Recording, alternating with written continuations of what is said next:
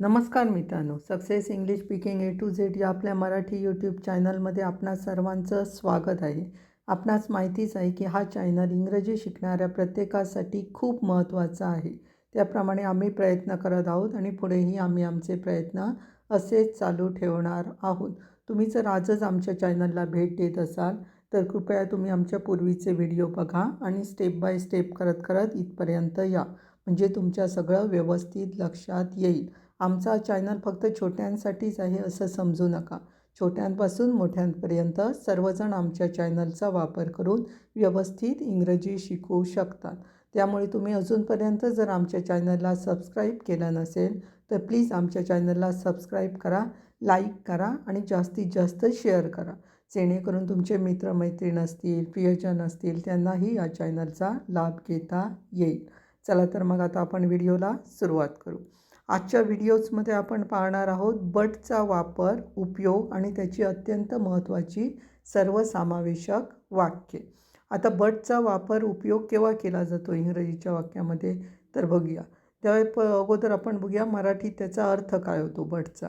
मराठीत अर्थ बटचा होतो पण, परंतु, फक्त, केवळ, शिवाय, खेरीज असा केला जातो. बटचा अर्थ मराठीत असा होतो आणि त्याप्रमाणे त्या वाक्याच्या अनुषंगाने इंग्रजीमध्ये त्याचा वापर केला जातो.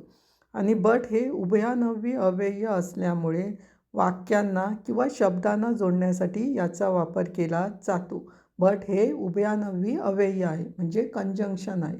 त्याच्यामुळे दोन शब्दांना किंवा दोन वाक्यांना जोडण्यासाठी बट यूज केला जातो. आता बघूया बटची अत्यंत महत्त्वाची सर्वसमावेशक वाक्य, म्हणजे त्याच्यामुळे लक्ष देईल की कसा वापर केला जातो ते. पहिलं बघा, जनतेला स्पष्ट संदेश देण्याशिवाय दुसरा कोणताही मार्ग नाही. जनतेला स्पष्ट संदेश देण्याशिवाय दुसरा कोणताही मार्ग नाही.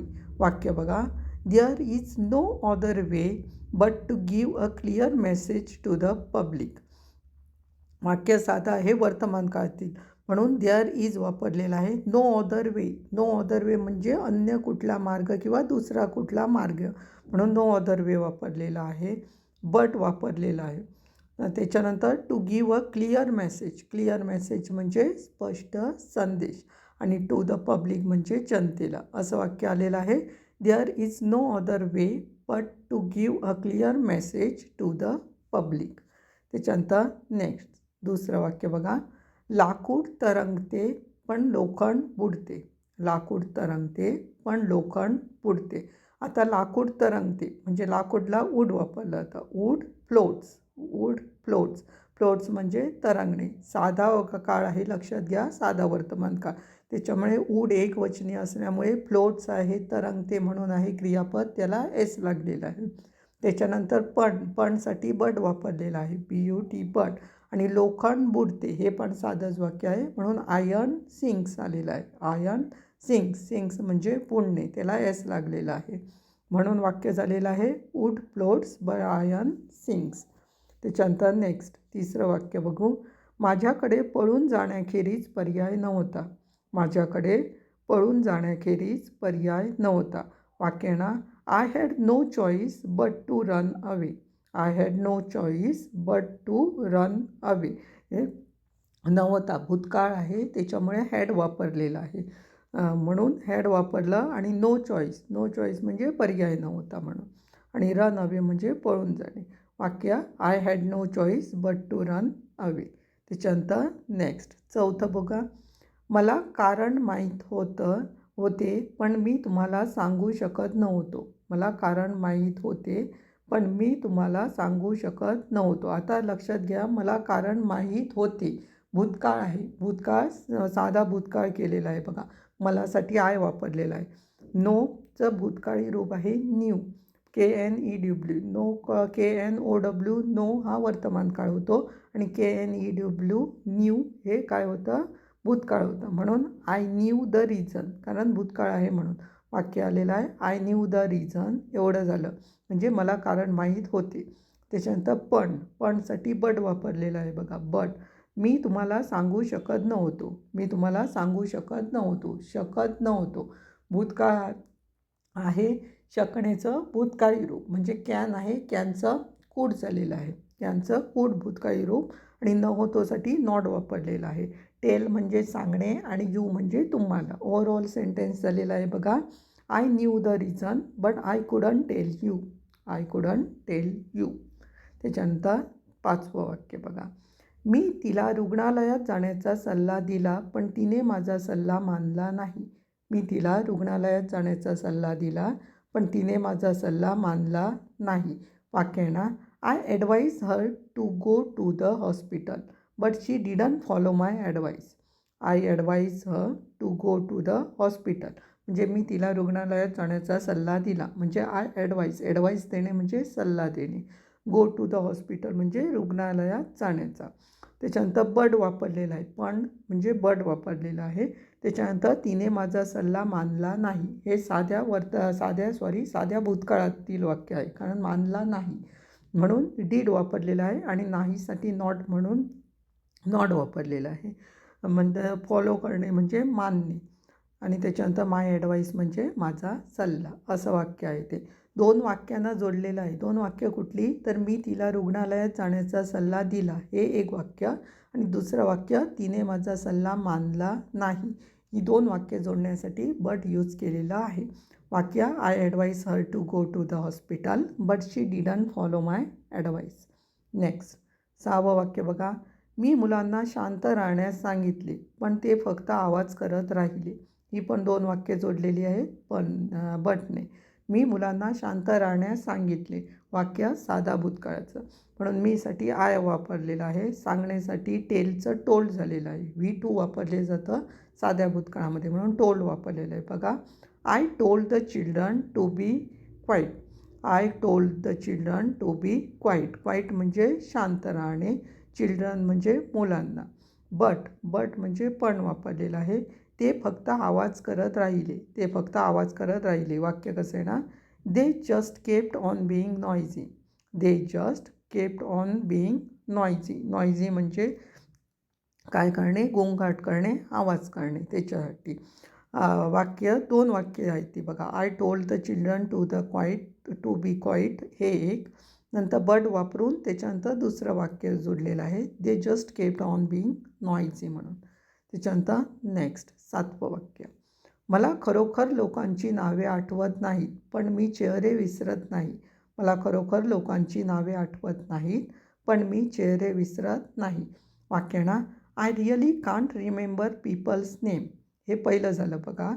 मला खरोखर लोकांची नावे आठवत नाही. हे होणार काय.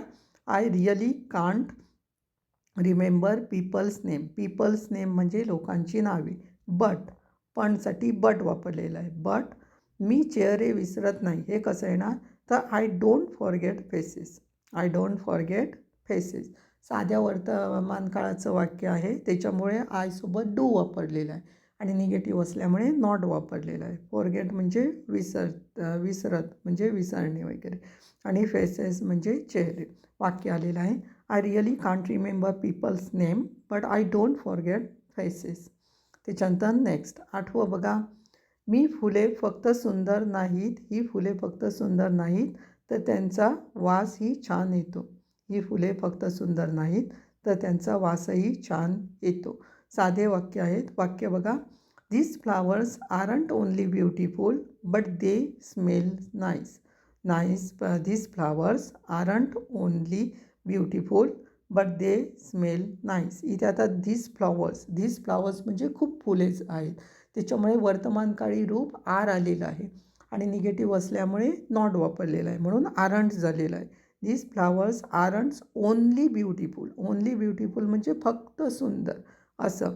त्याच्यानंतर तरसाठी इथे बट वापरलेलं आहे. But they smell nice. They smell nice म्हणजे दे म्हणजे त्यांचा, स्मेल म्हणजे वास आणि नाईस म्हणजे छान असं आहे वाक्य ते. दे स्मेल नाईस. त्याच्यानंतर नेक्स्ट बघा 9वं वाक्य. सुरुवातीला मला ते आवडले नाही पण हळूहळू ते मजेदार झाले. सुरुवातीला मला ते आवडले नाही पण हळूहळू ते मजेदार झाले. वाक्य ना. At first I didn't like it but gradually became fun. At first म्हणजे पहिल्यांदा. आय डिडंट लाईक इट म्हणजे मला ते आवडले नाही. पण हळूहळू ते मजेदार होते म्हणजे gradually became fun. Gradually became fun. Fun म्हणजे मजेदार होणे. त्याच्यानंतर होते नाही झाले. झाले म्हणजे भूतकाळच आहे त्याच्यामुळे बिकेम झालेलं आहे. बिकमचं बिकेम झालेलं आहे हे लक्षात घ्या. त्याच्यानंतर नेक्स्ट 10वं वाक्य बघा. मी अजून ठरवले नाही पण मला वाटतं की मी वकील होईन. मी अजून ठरवले नाही पण मला वाटतं की मी वकील होईन. वाक्य I am not decide it but I thinks I will become a lawyer. I am not decide it but I think I will become a lawyer. Lawyer म्हणजे काय लक्षात घ्या, वकील. आय एम नॉट डिसाईड म्हणजे मी अजून काय, decide म्हणजे ठरवलेलं नाही. येट म्हणजे अजूनसाठी वापरलेलं आहे लक्षात घ्या. I am not decide eight म्हणजे मी अजून ठरवले नाही. पणसाठी मला वाटतं की मी वकील होईल म्हणजे आय थिंक. मला वाटतं म्हणजे आय थिंक आलेलं आहे. मी वकील होईन म्हणजे I will become a lawyer. I will become a lawyer किंवा I will become a lawyer असं पण म्हटलं जातं. त्याच्यानंतर कारण वकील होईन भविष्यकाळ आहे त्याच्यामुळे विल यूज केलेला आहे. त्याच्यानंतर 11वं बघा नेक्स्ट वाक्य. त्यांना थोडे मीठ हवे होते पण बरणीत काहीच नव्हते. त्यांना थोडे मीठ हवे होते पण बरणीत काहीच नव्हते. वाक्याना they wanted some salt but there was none in the jar. They wanted some salt म्हणजे त्यांना काय हवं होतं, मीठ हवं होतं. वॉन्टेड आलेलं आहे लक्षात घ्या. वॉन्टचं वॉन्टेड झालेलं आहे बिकॉज ऑफ पास्ट टेन्स म्हणजे भूतकाळ आहे म्हणून. त्याच्यानंतर पणसाठी बट वापरलेला आहे. बरणीत काहीच नव्हते. बरणीत काहीच नव्हते म्हणून काय येणार वाक्य, there was none in the jar. None लक्षात घ्या, नन पण निगेटिव्ह वर्ड्स आहे. नॉट आहे, तुम्हाला सांगितलेलं आहे नॉट आहे, नथिंग आहे, नन पण त्यामध्ये येतं, नो पण येतं. इथे नन वापरलेलं आहे. नन म्हणजे निगेटिव्ह वर्ड्स आहे, नवतेसाठी नन आलेलं आहे हे लक्षात घ्या. There was none in the jar म्हणजे काहीच नव्हते, बरणीत काहीच नव्हते असं. त्याच्यानंतर 12वं वाक्य. जेवण चांगले नव्हते पण किमान ते स्वस्त होते. जेवण चांगले नव्हते पण किमान ते स्वस्त होते. वाक्य the food wasn't good but at least it was cheap. The food wasn't good म्हणजे जेवण चांगले नव्हते. बट म्हणजे पण किमान ते स्वस्त होते. किमान स्वस्त होते म्हणजे ॲटलीस्ट. किमान म्हणजे at least it was cheap. It was cheap म्हणजे ते स्वस्त होते असं आहे ते. The food wasn't good but at least it was cheap. हे भूतकाळ असल्यामुळे दोन्ही वाक्यात वॉज आलेलं आहे. फर्स्ट वाक्यात वॉज नॉट आलेलं आहे म्हणजे वॉजंट झालेलं आहे बिकॉज ऑफ निगेटिव्ह सेंटेन्स आहे म्हणून. त्याच्यानंतर नेक्स्ट 13वं बघा. मी तिला आनंदी करण्याचा प्रयत्न केला पण मी अपयशी झालो. मी तिला आनंदी करण्याचा प्रयत्न केला पण मी अपयशी झालो.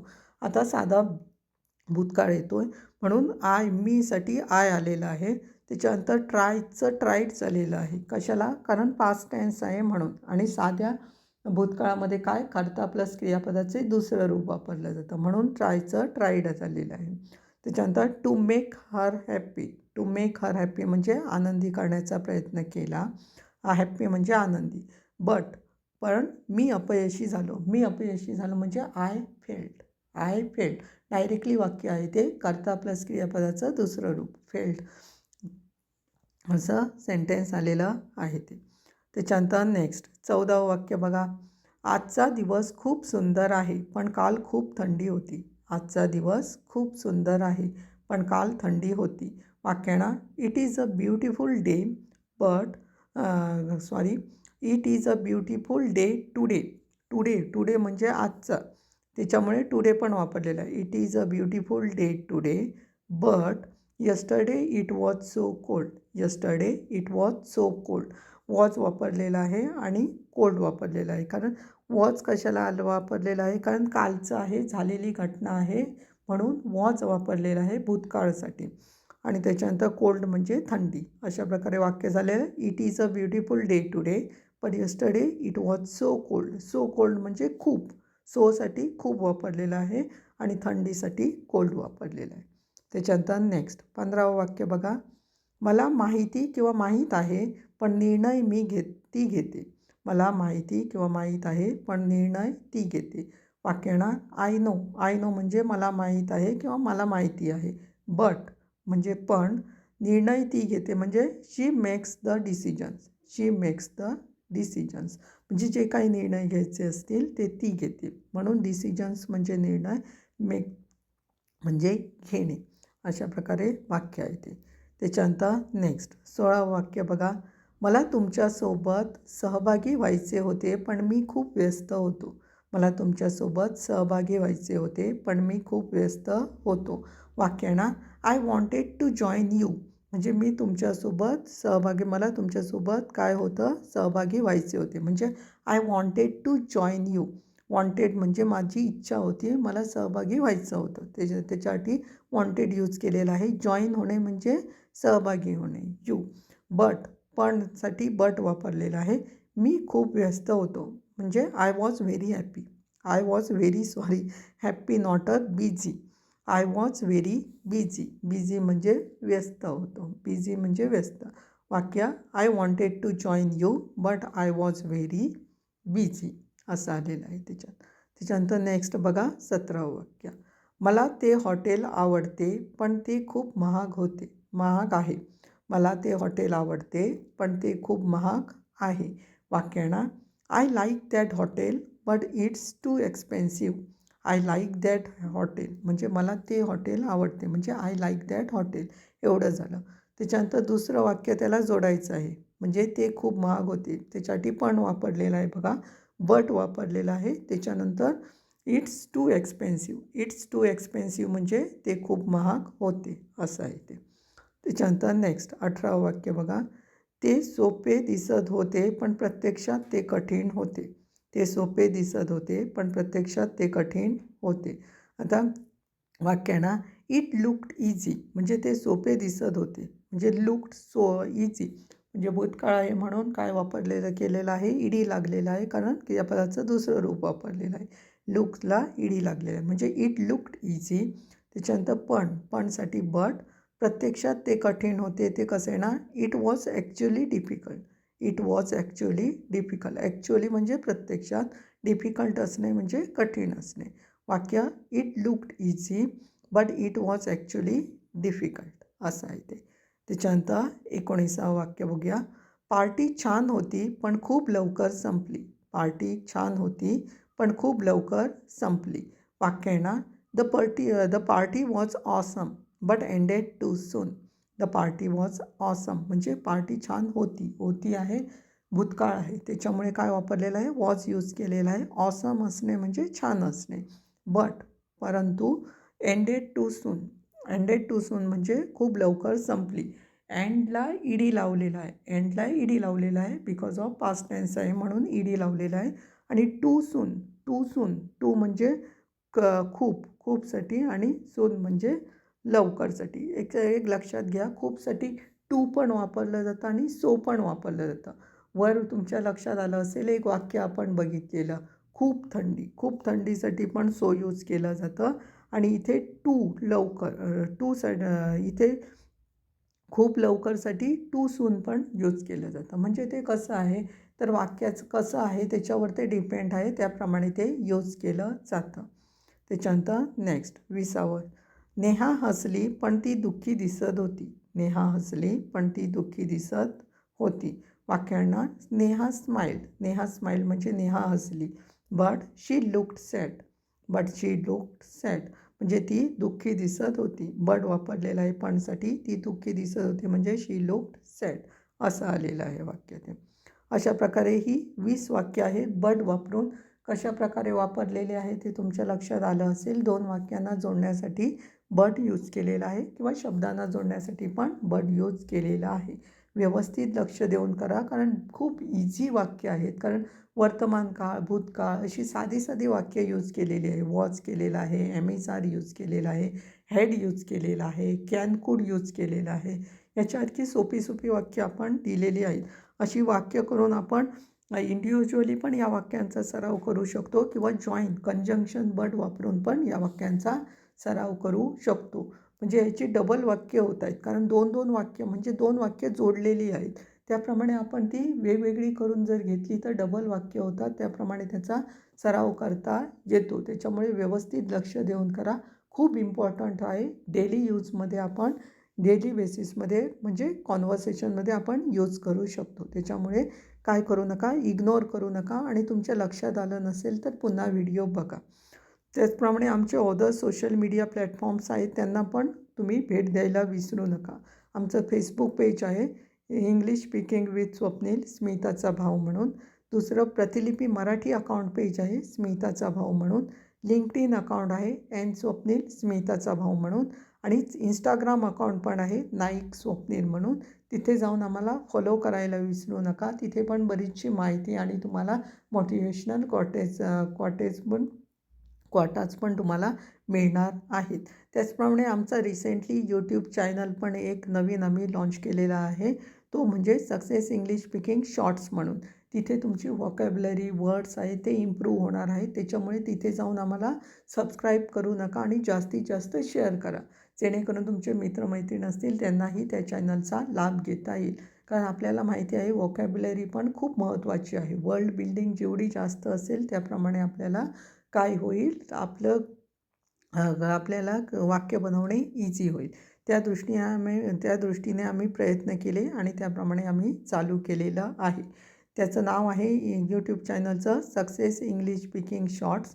त्याचं यूट्यूब चॅनल लिंक आहे https://www.youtube.com/@स्वप्नील नाईक A1 आणि यूट्यूब हँडल लिंक आहे @स्वप्नील नाईक A1. त्यामुळे तिथे जाऊन पण आम्हाला सबस्क्राईब करायला विसरू नका. चला तर मग आता आपण भेटणार आहोत नेक्स्ट व्हिडिओजमध्ये. तोपर्यंत धन्यवाद.